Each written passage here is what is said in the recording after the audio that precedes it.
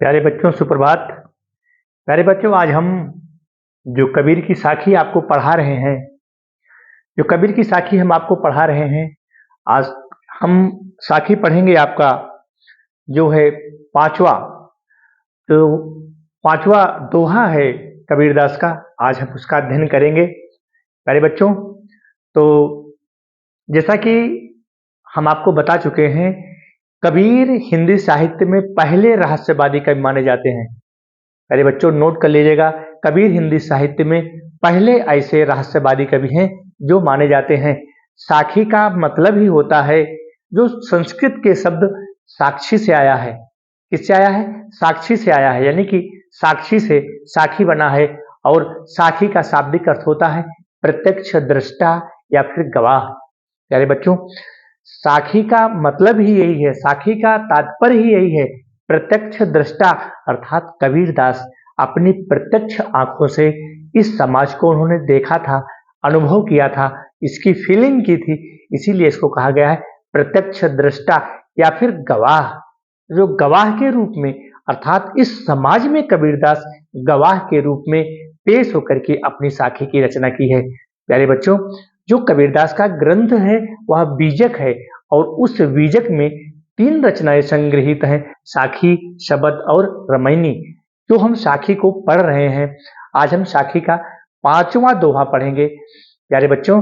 तो बिल्कुल आप इस प्रकार से हम आपको साखी पढ़ा देंगे कि जीवन में फिर आपको साखी पढ़ने की, कबीर की जो साखी है उसको पढ़ने की आवश्यकता नहीं होगी। जो कठिन शब्द हैं उसका मैंने आपको शब्दार्थ लिख दिया है प्यारे बच्चों। चिंता, चिंतन करना।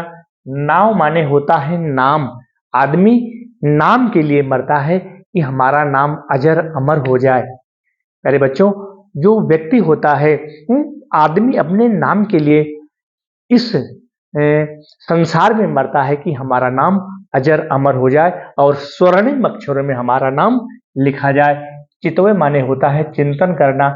पास माने होता है बंधन, यानी कि जो बंधन होता है जिसको हम कहते हैं फंदा, फंदा भी कह सकते हैं। बारी फेरी, जो जन्म मरण का चक्कर, यानी कि बार बार आने जाने का जो चक्र होता है उसी को कहा गया है बारी फेरी, जन्म मरण का चक्र। वो जो ये जो मृत्यु लोक है प्यारे बच्चों, यही तो जन्म मरण का चक्र है। ठीक है, तो हम आपको बेसिक जानकारी कबीरदास के बारे में आपको बता दिया। बाकी जन्म, मृत्यु, माता पिता, ये सब बेसिक चीजें आप इसको इतना कंठस्थ कर लेना, देख लेना। जो जन्म है और ये जुलाहा परिवार से संबंध रखते हैं, ऐसा माना जाता है जब इनका जन्म हुआ था तो माता पिता का पता नहीं है और इनको गंगा के किनारे ले जाकर के फेंक दिया था। वहां पर इनका गुरु, एक जो महिला थी, इनको उठा करके ले गई और जुलाहा परिवार में इनका पालन पोषण हुआ था कबीरदास का। इसलिए कबीरदास हिंदू और मुस्लिम, प्यारे बच्चों, जब कबीरदास की मृत्यु हुई थी ना, तो सिर्फ हिंदू मुस्लिम में लड़ाई छिड़ गई। हिंदू मुस्लिम में लड़ाई छिड़ गई कि भाई हम इस शरीर को उठाएंगे, हिंदू बोले हम इस शरीर को उठाएंगे। तो फिर सब परमात्मा की कृपा है, कबीर अंतर ध्यान हो गए और सिर्फ वही जो पुष्प बचा था, उसी पुष्प को आधा हिंदू ले लिए और आधा मुसलमान ले लिए और अपना वो जो है दफना दिए। और अपना ये हिंदू अपने अपने हिसाब से उसको दफनाया और मुसलमान लोग अपने हिसाब से उसको दफनाया। तो आज हम 5वीं साखी पढ़ते हैं प्यारे बच्चों। बिल्कुल किताब अपने सामने रखिएगा। क्या कह रहे हैं कबीर कि चिंता तो हरि नाव की, चिंता तो हरि नाव की। नाम की चिंता है कि हमारा नाम अजर अमर हो जाए, हमारा नाम स्वर्णिम अक्षरों में लिखा जाए। वही कबीरदास अपने इस साखी के माध्यम से हम और हमारे समाज को क्या संदेश देना चाहते हैं प्यारे बच्चों कि चिंता तो हरि नाव की और न चिंता दास। इस दास को, इस सेवक को और कोई चिंता ही नहीं है। दास माने होता है सेवक। इस दास को, इस सेवक को और कोई चिंता नहीं है। सिर्फ किसकी चिंता है? प्रभु की चिंता है, परमात्मा की चिंता है, परम ब्रह्म परमेश्वर की चिंता है, उस ज्योति स्वरूप ईश्वर की चिंता है। वही कबीर अपने इस साखी के माध्यम से क्या कहना चाहते हैं कि चिंता तो हरि नाव की और न चिंता दास। जे कुछ चितवे राम बिन, सोई काल की पास, सोई काल की पास। प्यारे बच्चों, प्रस्तुत पद्यांश हमारी पाठ्य पुस्तक हिंदी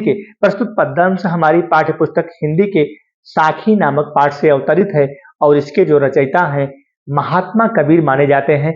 महात्मा कबीर भक्तकालीन यानी कि भक्ति काल के 4 भाग में बटा है हमारा हिंदी साहित्य। आदि काल, भक्ति काल, रीति काल और आधुनिक काल जो हमारा दूसरा काल है भक्ति काल है। भक्ति काल को हिंदी साहित्य का स्वर्णयुग भी कहा जाता है क्योंकि इसमें सूर, तुलसी और जायसी जैसे महाकवियों का जन्म हुआ और उन्होंने अपने महाकाव्यों की रचना की, इसीलिए भक्ति काल को हिंदी साहित्य का स्वर्णयुग कहा जाता है। प्यारे बच्चों, तो वही यहाँ पर है कि कबीरदास भक्तिकालीन कवि थे और निर्गुण काव्य धारा के संत काव्य महात्मा कहे जाते हैं। ये निर्गुण काव्य धारा पे हैं जो कि सगुण भक्ति धारा, इसके पहले भी हम आपको बता चुके हैं कि जो हमारा भक्ति काल है वो सगुण भक्ति धारा और निर्गुण भक्ति धारा दो भाग में बटा है। इसमें भी सगुण में भी 2 भाग हो जाते हैं और कृष्ण भक्ति धारा और राम भक्ति धारा। यहाँ ज्ञानाश्रय और प्रेमाश्रय यानी कि सगुण भक्ति में राम भक्ति, कृष्ण भक्ति और इसमें निर्गुण भक्ति में ज्ञान मार्गी, प्रेम मार्गी। ज्ञान मार्गी में कबीर आ जाते हैं, प्रेम मार्गी में हमारे जायसी आ जाते हैं, मलिक मोहम्मद जायसी आ जाते हैं क्योंकि जायस नगर मोर यस थानु। जब आपको हम आगे जायसी पढ़ाएंगे, पद्मावत आपको पढ़ाएंगे तो आपको हम जायसी का विवेचन करेंगे प्यारे बच्चों। तो फिर क्या है, थोड़ा सा टॉपिक से हट गए थे। चिंता तो हरि नाव की, इस दास को सिर्फ चिंता है। कहने का मतलब है कि प्यारे बच्चों, इस दास को, इस सेवक को, इस शिष्य को अगर कोई चिंता है तो प्रभु के नाम की चिंता है। प्यारे बच्चों ध्यान दीजिएगा, एक एक शब्द को हम तोड़ करके आपको बताएंगे, साखी को तोड़ करके बताएंगे किस प्रकार से कि चिंता तो हरि नाव की, नाव माने होता है नाम।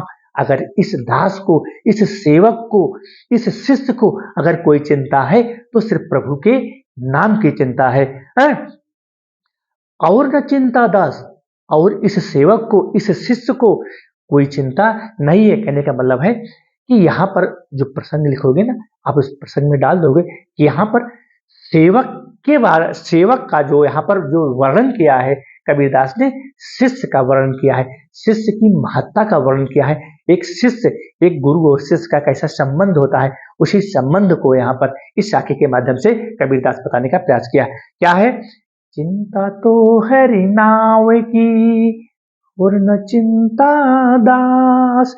इस दास को और कोई चिंता ही नहीं है। किसकी चिंता है? सिर्फ नाम की चिंता है। किस नाम की? प्रभु के नाम की, ईश्वर के नाम की, परमात्मा के नाम की।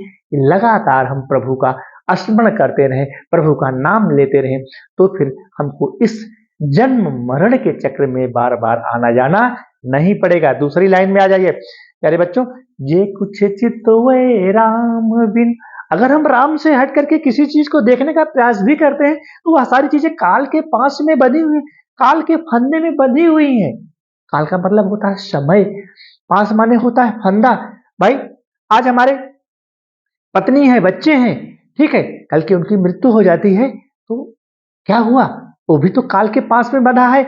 हम ही हैं, कहीं जा रहे हैं, चोट लग गई, एक्सीडेंट हो गया, कहानी खत्म, गुरुजी खत्म। तो प्यारे बच्चों, वही यहाँ पर कबीरदास कहना चाहते हैं कि सिर्फ प्रभु का स्मरण कीजिए, प्रभु का नाम लीजिए। प्रभु से अतिरिक्त, प्रभु से अलग हट करके अगर आप किसी चीज को सोचना भी चाहते हैं तो वह काल के बंधन में, काल के बंधन में, काल के फंदा में, समय के बंधन में, समय के फंदा में बंधा हुआ है। अर्थात अगर हम यह सोच लें कि यह हमारी पत्नी है, या हमारे बच्चे हैं, या हमारी जमीन है, या हमारा धन है, तो वह भी काल के बंधन में, काल के बंधन में बंधा हुआ है। क्योंकि अपनी मृत्यु का कोई पता नहीं है। आज खा पी के हम सोए हैं और सुबह हमारी आंखें बंद हो जाती हैं, तो काल के पास में हम भी तो बंधे हैं प्यारे बच्चों।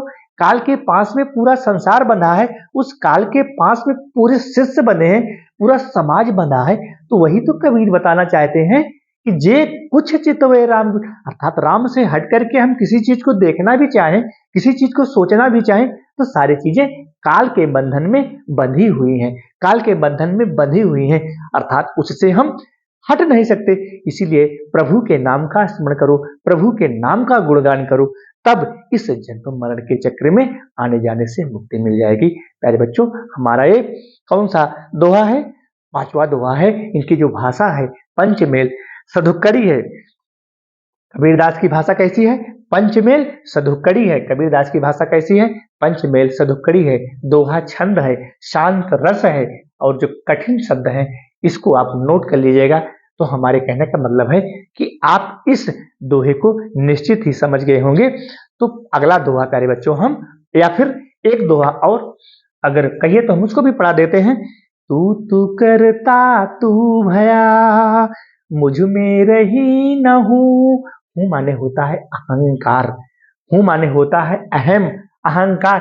तू करता तू है, यानी कि तू करते करते यह सेवक, यह शिष्य तू यानी कि पुकारते पुकारते तुम पुकारते पुकारते प्रभु में ही लीन हो गया, और प्रभु में लीन होने से उसका सारा अहंकार नष्ट हो गया।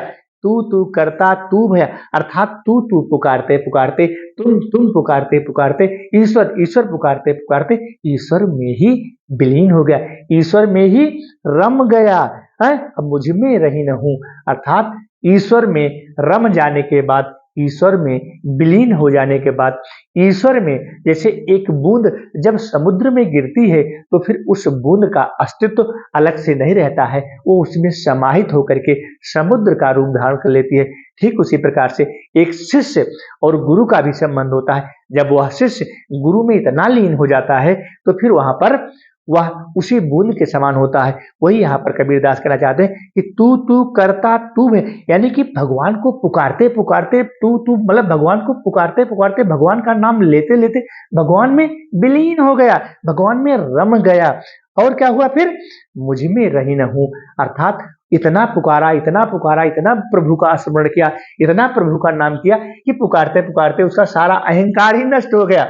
सारा हूं माने अहंकार, उसका सारा अहंकार ही नष्ट हो गया। फिर क्या है? बारी फेरी बल गई। बल गई माने होता है जल जाना, बारी फेरी माने होता है प्यारे बच्चों जन्म मरण का चक्र। जो ये मृत्यु लोक है ना, तो जन्म मरण का चक्र ही तो है।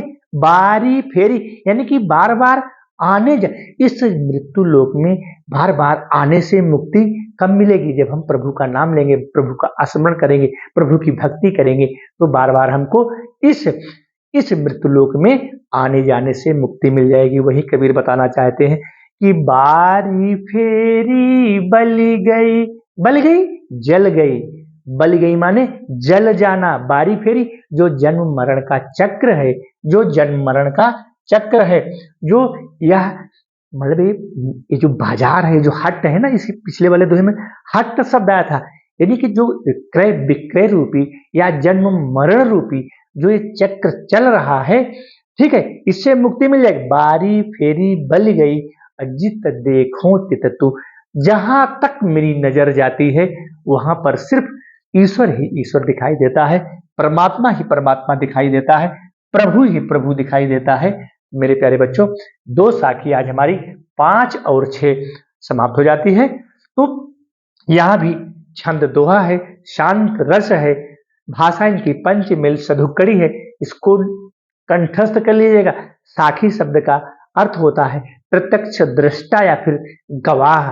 प्रत्यक्ष दृष्टा यानी कि जो अपनी आंखों से उसको स्वयं देखा हो। तो हमने 2 साखी आपको पढ़ा दी है, और अगली साखी अगले वाले वीडियो में हम आपको बच्चों पढ़ाएंगे। तो अगर हमारा वीडियो आपको अच्छा लगा हो तो लाइक और सब्सक्राइब प्यारे बच्चों जरूर करना। जय भारत माता की। बस आपका प्यार आशीर्वाद ऐसे बना रहे। हम आप इस 11 की पढ़ाई को आपको 12 के लेवल की पढ़ाई पढ़ाएंगे प्यारे बच्चों, और साहित्यिक परिचय कबीरदास का इस प्रकार से आपको हम लिखा देंगे, किसी भी क्वेश्चन बैंक में आपको जाने की जरूरत नहीं पड़ेगी।